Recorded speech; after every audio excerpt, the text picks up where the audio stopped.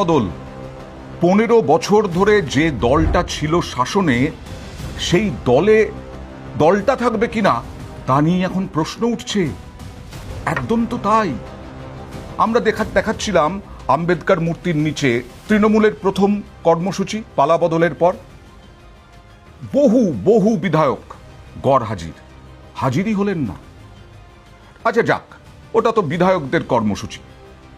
তারপরে মমতা বন্দ্যোপাধ্যায়ের বৈঠক, পরপর দুটো মমতা বন্দ্যোপাধ্যায় ডাকছেন বিধায়কদের, সেখানে মাত্র 18 থেকে 19 জন, বড় জোর 20 জন বিধায়ক হাজির।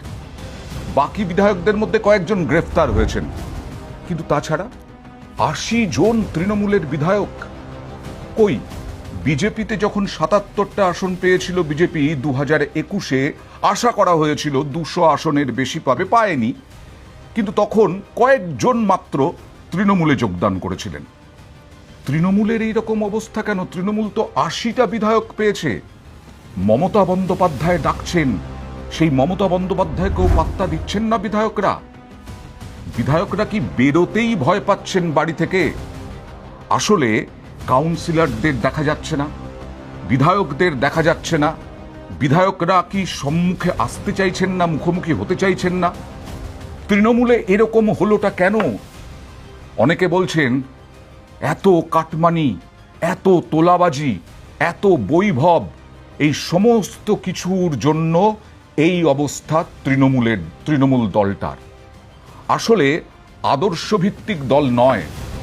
কোনো পালাবদলের সময় 2011-তে তো বড়সড় পালাবদল হয়েছিল। কোনো কর্মীকে, সিপিআইএম কর্মীকে, কংগ্রেস কর্মীকে কখনো মার খেতে দেখেছেন? চোর চোর স্লোগান শুনতে দেখেছেন? এখন তো যাঁরাই বেরোচ্ছেন, কাউন্সিলর, উপপ্রধান, পুরপ্রধান, পঞ্চায়েত প্রধান, পঞ্চায়েতের সদস্য, ব্লক সভাপতি, একেবারে তৃণমূল স্তরে দেখা যাচ্ছে ভয়ঙ্কর দুর্নীতির পাহাড়। আর সেই দুর্নীতির পাহাড়ের জন্যই তৃণমূল দলটার আজকে এই অবস্থা।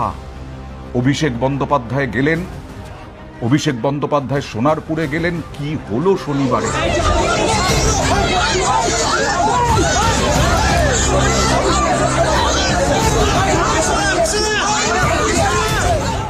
বিন, মার, এলোপাথারি চাটি সব খেতে হলো অভিষেক বন্দ্যোপাধ্যায়কে। এখন বড় বড় দাপুটে নেতা, তাদেরকে কোমর